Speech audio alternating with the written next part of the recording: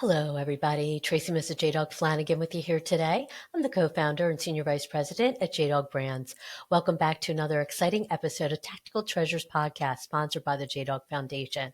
Our podcast gives the military community a voice in the veteran space to share stories of service, how they continue to make a difference in civilian life, and they share with me a tactical treasure that has shaped their journey in their military career, business, or life. Today, I am honored to speak with Cassidy Nolan, who enlisted in the U.S. Marine Corps in 2008 as an intelligence analyst, completing 2 combat deployments to Afghanistan before his honorable discharge in 2013. While earning his business administration degree, he founded the Student Veteran Club and was named 2016 Veteran of the Year by Senator Bill Dodd. After graduating, he pursued a career in accounting and finance, but never lost his passion for creating craft beer and the perfect hot sauce. After losing their house in 2020 LNU complex fire, there was an immediate desire to change directions from the current trajectory to venturing into something more ambiguous and ambitious. Cassidy, having a background in the culinary industry, the concept of finally launching a hot sauce business with the recipes that have been worked on from prior years was starting to take shape. Cassidy and his wife Jillian often debated what made a truly great hot sauce, agreeing on one thing: their hot sauce had to be innovated, guided by the spirit of innovation and pushing boundaries in the aviation sector. Mach 1 hot sauce was born. In 2023, Cassidy launched Mach 1 Hot Sauce, a veteran-owned and venture-backed brand known for its bold, clean label flavors. Today, Mach 1 is expanding nationwide while staying true to its mission of flavor, authenticity, and community impact. Hello, Cassidy. Welcome to the podcast. I'm excited for our discussion today, and thank you so much for your service to our country. Thank you for having me, Tracy. Before we get into Mach 1 hot sauce, I would love to ask a couple questions about your military career. What inspired you to join the Marine Corps?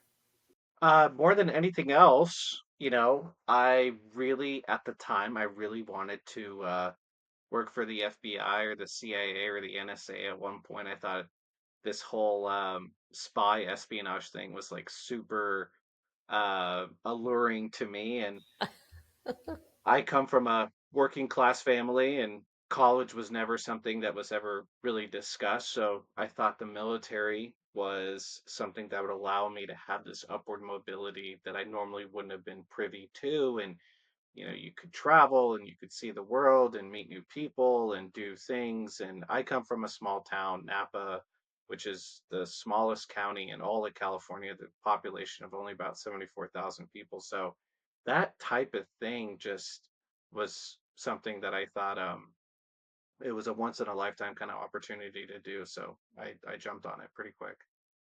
Oh, wow. I love that. FBI, espionage, spy stuff. That's really that's Yes, yes. interesting. um, So, is there a particular aspect or moment from your service that stood out as impactful in a positive way for you? Yeah, I mean, it's hard not to look at anybody who's been in the service and did at least, their first four or five, or their first enlistment, and presumably got like an honorable discharge, that there wasn't some incredibly high moments or impactful, great teaching experiences, whatever it may be. I believe for myself, one of the greatest moments is honestly, it was probably coming back from the first deployment, because there's so much for the Marine Corps. There is so much of this emphasis on doing boot camp, going through your school, checking into your unit, and then the zeitgeist that exists, this culture that exists at that moment, is everybody has to deploy, right? You have to cut your teeth, you have to earn your stripes, kind of thing. And coming back from the first deployment was a pretty big milestone, because I think for a lot of us at that time, you really wore that around. You had a lot. It seemed like you had a lot of weight to you. That you cut your teeth. So that was a pretty impactful moment of being able to finally say at that moment, like, I did go over, I did the job that I was trained to do. And I don't think at any other point prior to that has it had that level of accomplishment in some ways. I don't know, maybe it could just be coming home after a, like a year-long deployment, having that sort of feeling and rush and um, just being back in society. Yeah. Well, and I'm sure that it was, the fact that you came back, I'm sure it was a great sense of accomplishment, right? Like you said, you went through boot camp, you trained, you had a job to do, and you got a chance to do that job and be successful. And so, yeah, that must have been quite a sense of accomplishment for you. Yes, absolutely. Yeah. Yeah. You get out, you're honorably discharged in 2013, and you were going to go into another business. And I know we spoke about this Correct. before. You were going to work with your father in law, which I would love to hear that story. Yeah, yeah. So it was an ex-girlfriend's father, and he was a Vietnam veteran himself. He was a Marine Corps veteran. In fact, he was uh one of the gentlemen that more or less kind of got me spun up about the Marine Corps, because I was going through high school without really having any history or knowledge of I didn't even really know what the Marines were. But they had great uniforms, right? That's what This everybody gentleman. says. Yeah, it's a crisp, it's a sharp uniform. I think everyone could agree about the dress blues being a superior uniform. All right, this gentleman did the Vietnam War, a Purple Heart recipient, came home, finished out his retirement, his government work with the United States Post Office, retired out of that, still had a bunch of time left, his take on it. So he started a porta potty business, and this is a porta potty business in Napa. I think a lot of people can kind of scoff at that. It is a dirty job, but it's a very lucrative job. In Napa, grapes are picked by hand. You have to tend to the fields, and that's a human labor job, which means it's going to have certain requirements. Like for OSHA, there has to be one porta potty for every 7 employees. So um, the porta potty business is strong and thriving here in Napa, and it will be in the foreseeable future as well. So he created this porta potty business, and when I was getting out of the Marine Corps, I told my lieutenant at the time, I said, I think I'm gonna get out. I'm gonna go work for, this gentleman who's basically like a father figure to me. It blew him away. He said, "You're gonna go from doing military intelligence to cleaning porta potties," and I said, "Yes, sir, I am." And that's what I did. And it arguably to this day is one of the best jobs I've ever had. Was it gross sometimes? Yes, absolutely. Did it stink? Absolutely. But I could really set my own schedule. It was 10-hour days. I only had to work 2 or 3 times a week, if that. And you just drive around all in Napa Valley, and which is a beautiful place if you've been here. Absolutely gorgeous countryside, and just you kind of mind your own business. And then I went to school full time at my community college because I was an underachiever in high school. And I would also moonlight as a waiter at a restaurant. I won't say which one because I'm sure some people didn't want to know that their waiter was also, cleaning porta potties in the day. So, Oh gosh. you Oh, know, I love it. yeah. Yeah, I had to do all those things. This was back in 2013. I'm married. My wife and I have a child, and uh, it was tough, a tough transition to go from a stable income every 2 weeks to trying to find a place to live and everything else. Right. Yeah. But you eventually ended up going into the accounting finance sector, and that wasn't quite a great fit for you. And No. um, Hello, viewers and listeners. Are you a military veteran or military family member and looking to own your own business? If so, go to jdog.com and check out our two veteran focused franchises, JDog Junk Removal and Hauling and JDog Carpet Cleaning and Floor Care. Our franchisees nationwide are always looking to hire fellow veterans and patriots. JDog is the world's largest military franchise system with hundreds of locations nationwide. We are nearly 90% veteran owned with the goal of reducing the veteran unemployment rate to under 1%. Check us out. Go to jdog.com to learn more. Now, back to the podcast. I would love to know, porta potty business to accounting and finance to I'm going to make hot sauce. How I would love to hear, how did you Yeah. get there? Where did that journey come from? Where did the passion for hot sauce come from?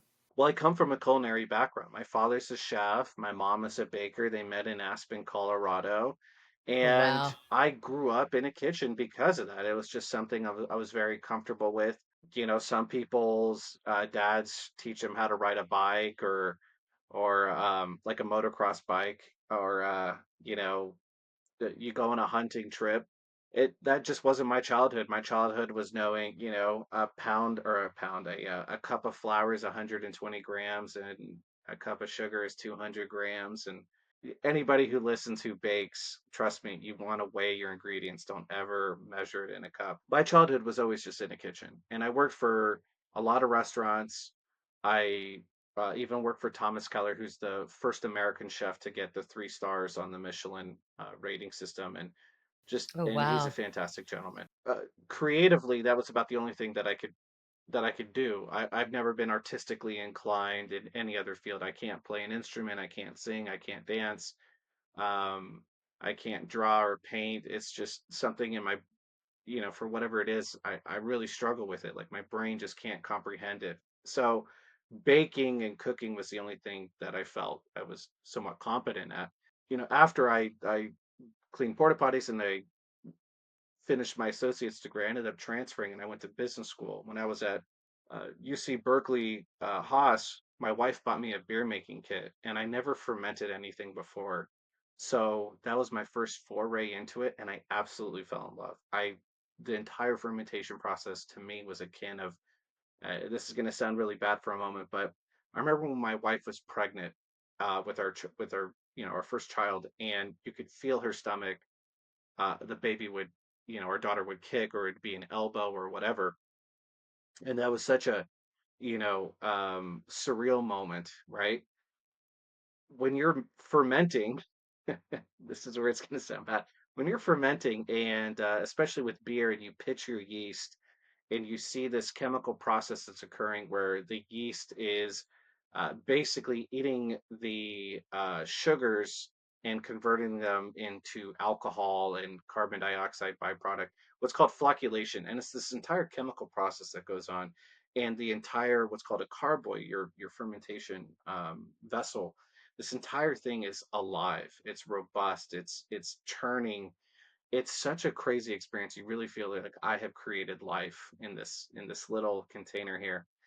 So I just absolutely fell in love with it, and I did beer, and I did hot sauce, and I did kimchi, and I did sourdough bread. Um, and when I graduated, I needed a job, and I recruited, and I worked for the Clorox company doing accounting. I was a terrible accountant. I still am today. It's arguably the worst job I've ever had. Um, and for some people who enjoy it, you have my respect. Again, their brain just works better in that way than mine does. I'm a very analytical person, and I'm good with computers, but I really struggled with like just arguably, the core principles of it sometimes. But I'd always give out beer and hot sauce to my work colleagues, and I felt like maybe they don't think I'm that bad, and they'll keep me around if I keep giving them beer and hot sauce, right?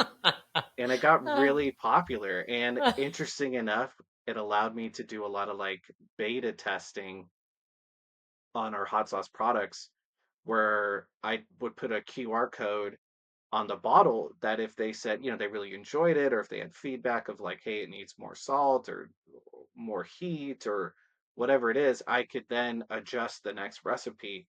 And that's what I did for a couple of years. And it got so popular that Wow. people were saying, like, hey, where can I buy this? Where can I find it? I'd give it out to fellow classmates in my Brazilian Jiu Jitsu class. Like, so I started to get a lot of this like organic groundswell of support that I eventually went to grad school and I was working on a business plan for it. And I ended up getting sidetracked. I got headhunted for this other job, but I eventually launched the business a few years ago. And I wish I could tell you it's been a runaway success, but it has been successful. Yeah, I went to your website and I see that you're in actually in stores and you have the product, which Yes. I happen to have. This is the very hottest. I think it's high heat. It's a Yeah. 4. And yeah, I have yet to try this. I'm a little nervous, but um, I think I'm going to give it a whirl. Mach 1, where did the name come from? It sounds like a I like think a it's a really cool name. okay. I feel like it's Top Gun. It is. It's very Top Gun-esque. Absolutely. Absolutely. I think, people will say like if your hardest struggle is trying to find the name of your business, you're doing it wrong, and I agree. Mach 1 came very natural to me, where I thought, wouldn't it be cool, for this hot sauce, because we're trying to come up with a name for it. And I just said, wouldn't it be cool if it had an airplane on it? We just did that. We're leaning into our military roots. By we, I mean the royal we. It's basically me. It makes me sound like we're a bigger company, right? I thought like let's put a jet on it. Let's put an F-22 Raptor or a SR-71 Blackbird. Like just these incredible accomplishments and feats of engineering and our own. For if you think of America and really humankind and our ability to reach new heights, right? I think probably the most recent sort of rush is the AI rush that we're experiencing right now, Mm, where ChatGPT, Claude, whatever it is, before that it was the dot coms, it was the supercomputers, it was telecommunications, the gold rush. We go through cycles, and in the early, 1900s, we had the spirit of aviation, right? You had the Wright brothers that discovered flight. hmm By that I mean they were able to actually achieve flight for more than a second or two. And in that same lifetime, if you were 10 years old and witnessed the Wright brothers uh, fly, in that same lifetime, you would have been able to see us land on the moon, right? And that's such an insane leap to me. And all this is just based on pushing boundaries and seeing what's possible. And it came at a huge cost, of course. Um, and I just really wanted to lean into that aspect. I wanted to say, can we push boundaries? Can we be innovative? Can we go above and beyond what is expected? Right. And that's what that was the whole sort of driving force behind it.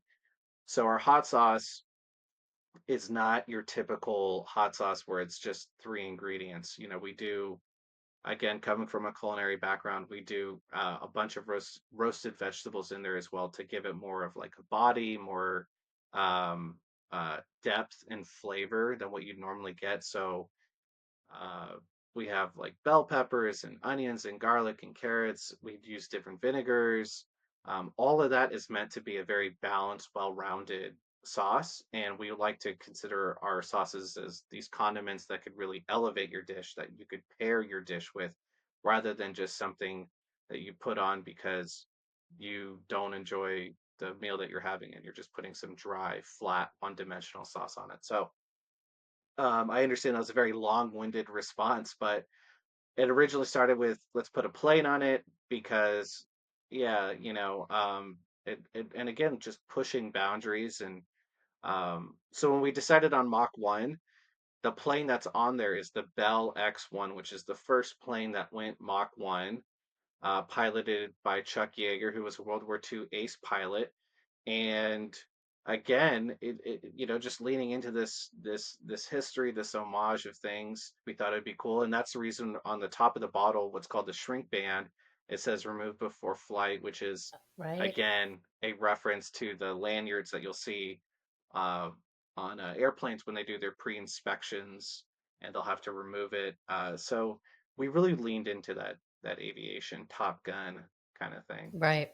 And I love how you have the veteran owned and operated right on the label. I think that's really awesome. So I started to say that I believe you're in some stores. Could you talk to me about how many stores you're in? How can people purchase if there's not a store in their area where you're carrying your hot sauce? Absolutely. So we're in about 200 stores, like what you Oh, call like brick and mortar stores. wow. Okay. Yeah, it sounds like a lot. It sounds like a lot, and then and I'm going to go down my own little spiral here. 200 stores sounds like a lot, but there is 7,500 grocery stores in the state of California, Oh and there's God. about 75,000 in the United States alone. So to Wow. put it in perspective, we're really, really, really small. Yeah, we have a long ways to go. We're predominantly here on the West Coast, Northern California, Southern California. We sell at a few places in Oregon and Washington, as well as Florida, and we're in a couple stores at Myers in Michigan. But we do have an online store. We have a Shopify website. We're getting onboarded right now with Amazon and TikTok. Unfortunately, the social media realm is too big for us not to invest our time and resources in, which is not something that I wanted to initially do. Mm, I prefer face to face. I prefer doing brick and mortar stores, but right. the industry is definitely favoring the social media, online, e-commerce. And Right. for anybody listening that's saying, duh, I agree with you. I'm a slow learner sometimes. Right. Yeah. Yeah, I know. I mean, oh my gosh, so much. You can just go to Amazon and with 2 clicks, it shows up at your house a day later. It's just, I know, Yes. instant, instant. We're an instant society, unfortunately, But I think 200 stores is an awesome accomplishment. I don't think you should downplay that. I mean, I know there's a lot, but and you have a ways to go. But I think that's an amazing accomplishment. I think you should be proud of that. So people can actually go on your website though and purchase. And I think you have 4 flavors, correct? With varying levels of heat. That's correct. Could Yes. you just go through those? I'd love to hear more about them. Yeah, so we have four flavors. They're all different flavor profiles. I feel like they're all very well crafted and balanced, and they excel on certain dishes relative, or respective to each one. So we have a Scotch bonnets and ginger. That's probably our most popular right now. It's a very like all around you versatile hot sauce. Great. It's kind of we use the champagne vinegar, so it's got a little bit of a sweetness, floral kind of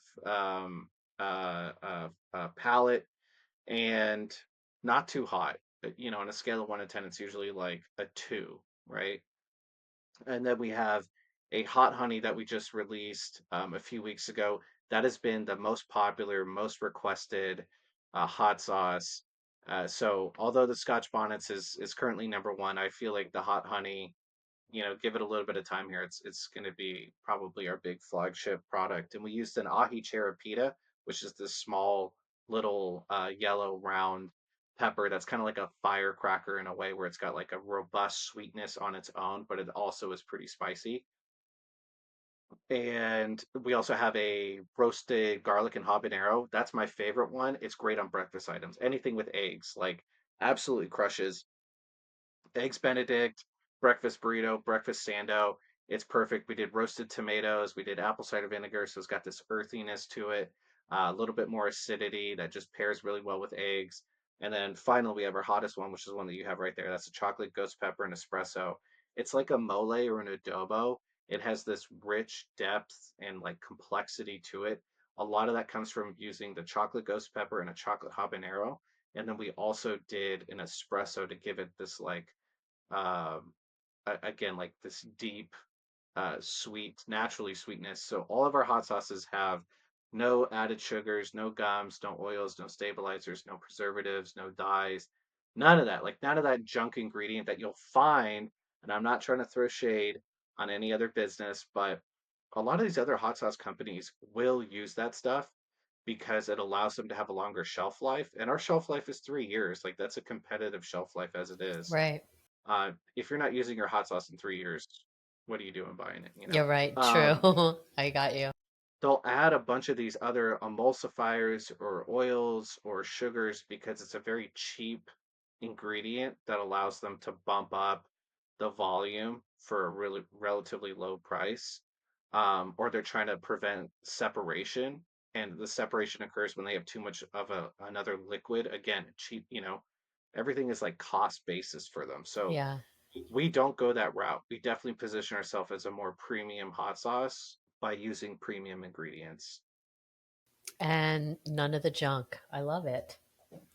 That's really And none of the amazing. junk. None of the junk, right? That's amazing. Yeah. Yeah. um, Yeah. yeah. So and so people can go to the website and do you sell a 4 pack or you know how to I want to make it as convenient and accessible as possible. You mentioned this earlier, Amazon ruining things in their own way. Shipping is expensive. Shipping is arguably our most expensive cost right now. And a big friction point with us is that our shipping cost is the actual shipping cost you know, that that it is.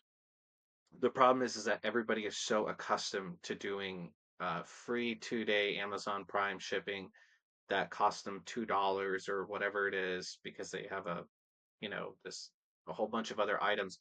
So everyone is so accustomed to getting the item in a day or two that costs them, nothing.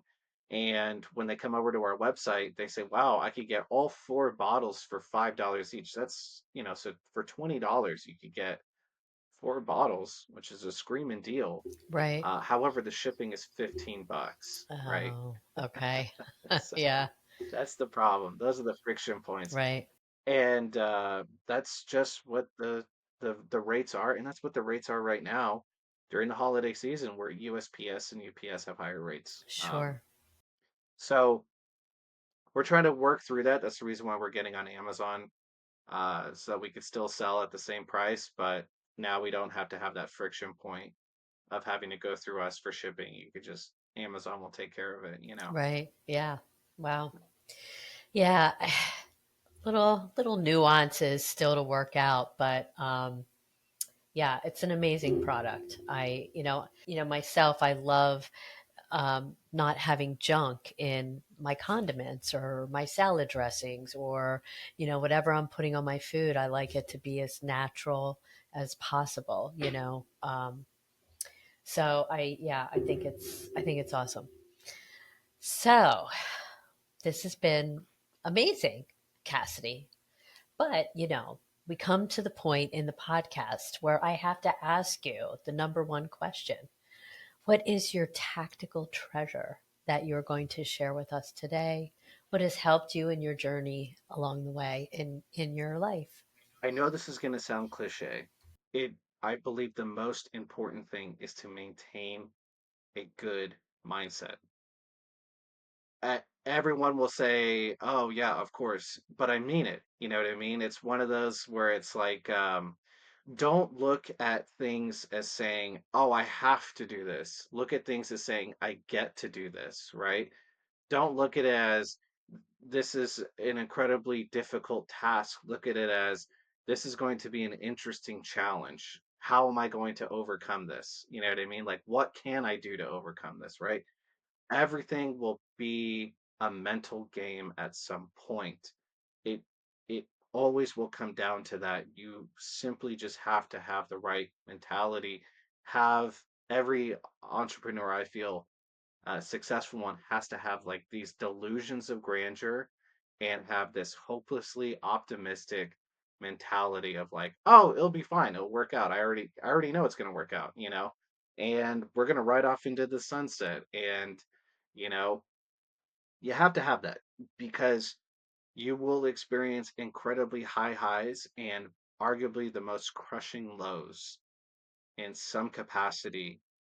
And when you're in those positions, you have to be able to just stay even keel and push through and not get too big for your bridges.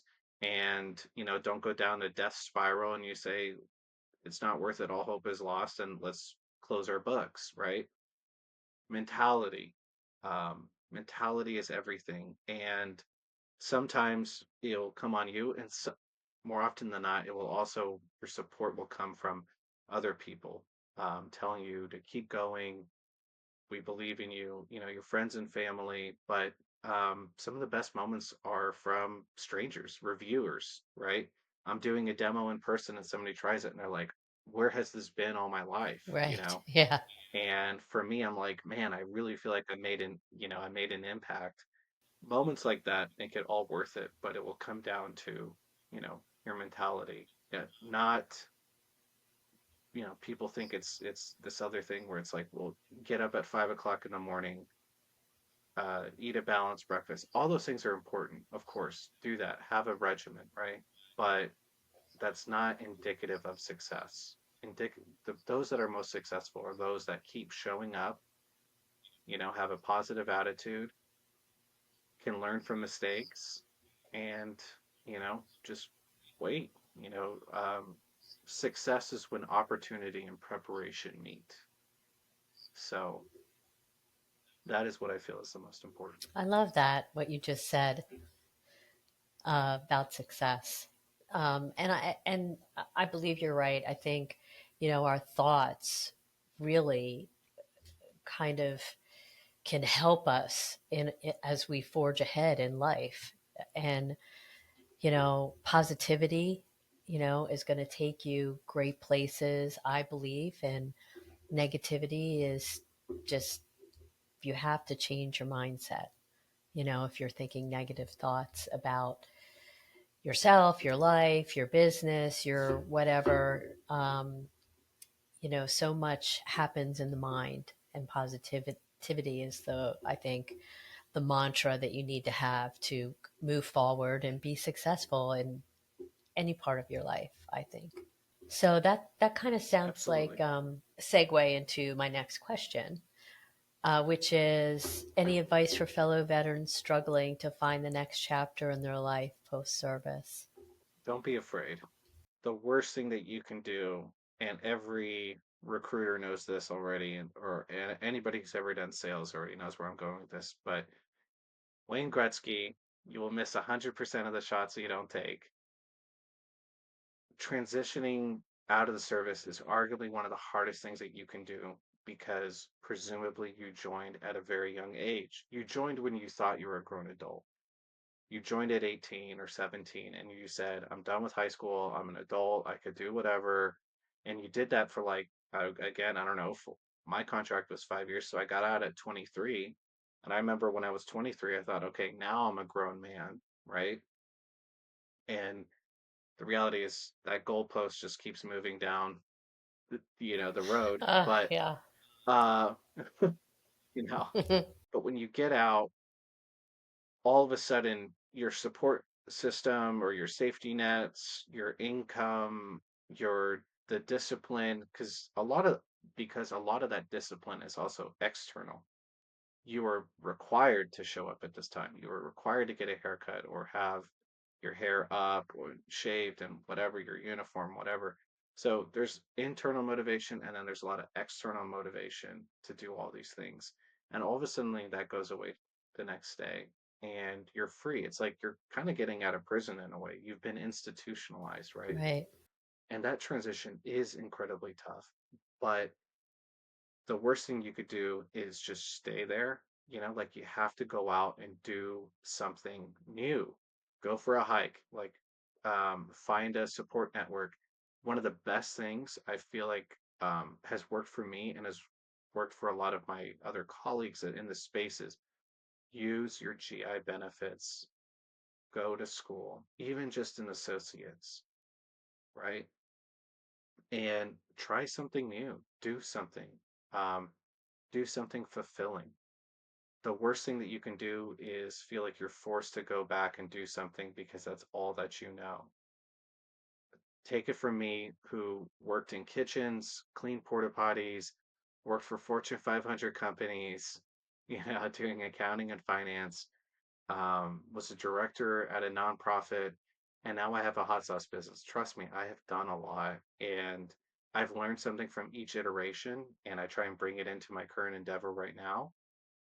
We're all human, we're all going to make mistakes, but hopefully you're having fun doing it. Because if you're not, that will 100% eat at you. And again, don't be afraid to make mistakes. Don't be afraid to go out there and put everything you got on the line. And if you fail, hopefully you learn something, but make friends, talk to people, go to college, buy a franchise. You know what I mean? Like, do something that is rewarding and fulfilling to you. You don't need to worry about what other people are expecting from you or what they feel like you should be doing. No. I love that. That's great advice. Truly great advice. And you're right. You can't be afraid to fail because life isn't perfect. You can be guaranteed that you will fail. But the great thing that you have is if you do fail, how do you pick yourself back up? That's what matters. Can you pick yourself back up and dust yourself off and move forward? That is what builds, character, resilience, and just, learning lessons from all of that and moving forward into something else. I think that's great advice. I think it's the most important piece. Tracy, you're absolutely correct. Every successful company CEO today has all been faced with that same challenge of getting punched in the face, getting knocked down. And those that are successful today or have found success are the ones that immediately got back up and they're like, all right, that sucked. I don't want to have that happen again. Like, how can I learn from this? It wasn't like, okay, well, I guess I'm going to go run away now, right? Look at Steve Jobs. He got fired from his own I company know. that he started, right? Yeah, scary. It happens all the time. Yeah, it's part of life, like you said. We are human. We make mistakes. The last perfect person we killed. It's okay. Assuming it's just whatever your mistake is, it isn't that bad, of course, you know. Right. But generally speaking, don't, you know, it's gonna be okay. It's going to be okay. I love it. Yeah. Cassidy, this has been amazing. I loved our discussion, and I love your hot sauce. I think it's amazing, and I promise I'm gonna try the hot. I, I'm gonna do it. Um, Do it. do it. Don't be afraid. Right? Just do it. Um, so, Yes. Put it on some pizza or okay, a casserole. okay. Before you go, can you tell us where people can find and connect with you and where they can find out more information on Mach 1 hot sauce? Yeah, we have a website, mach1hotsauce.com. We have a LinkedIn on Mach 1 Hot Sauce. I have my own LinkedIn, Cassidy Nolan. We have an Instagram, it's Mach 1 Hot Sauce. We have a TikTok, it's Mach 1 Hot Sauce. I think I have 15 followers on TikTok. Watch out. We have an X. I think I have even less. I think I have one follower. Again, we sell at about 200 locations. All of our locations are on our website. We're in review with Whole Foods right now. We're in review with HEB. We're in review with Shields. Hopefully, something will come out of all of that, and depending on where you are, it might be closer to you than you think, sooner than you think. Wow. So, yeah, just stay close to the website to watch these locations open up. And I'm sure you'll let everybody know when you're on Amazon. All That's right. right. Okay. All right. Yes. Yeah. Yeah. In about 2 weeks, I think. Oh, awesome. I love it. Just in time for Christmas shopping, right? It's great. Cassidy, thank you so much for coming on. I really appreciate your time, and it's been an honor to talk to you today and hear more about Mach 1 hot sauce. Thank you for having me on, Tracy. I do appreciate it. Of course. Hello, viewers and listeners. Thank you so much for tuning into this exciting episode of Tactical Treasures Podcast. We've just finished up an amazing conversation with Cassidy Nolan, who served in the Marine Corps from 2008 to 2013. He is now the co-founder of Mach 1 Hot Sauce, which is a veteran-owned hot sauce company driven to deliver the ultimate hot sauce experience through bold, distinctive flavors and crafted without added sugars, gums, preservatives, or stabilizers. Inspired by American aviation, we are all pushing boundaries, exploring what's possible, and love ingenuity. That is the mantra of founders Cassidy and Jillian Nolan, who began their journey in 2019 crafting hot sauces for their own personal use in their Berkeley, California apartment while attending college. Mach 1 hot sauce was born from a passion for bold, unique flavors and a deep appreciation for balanced heat. To deliver the ultimate hot sauce experience, they broke through the monotony of big brand sauces, never compromising on flavor and never settling for the ordinary.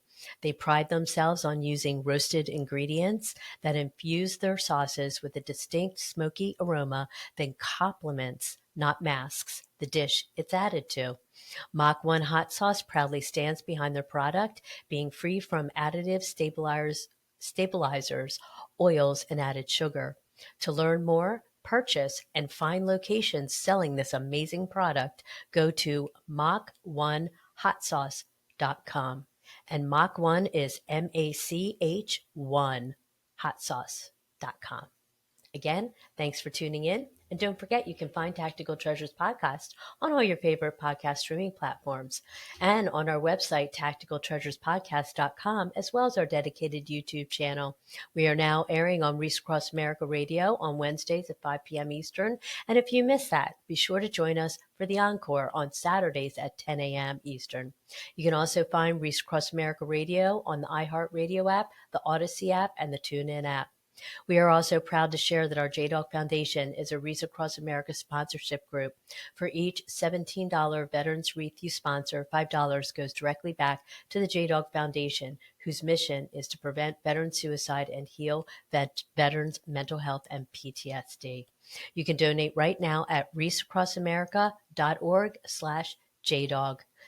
Again, thanks for joining us, and we'll see you on another podcast real soon. Bye-bye now.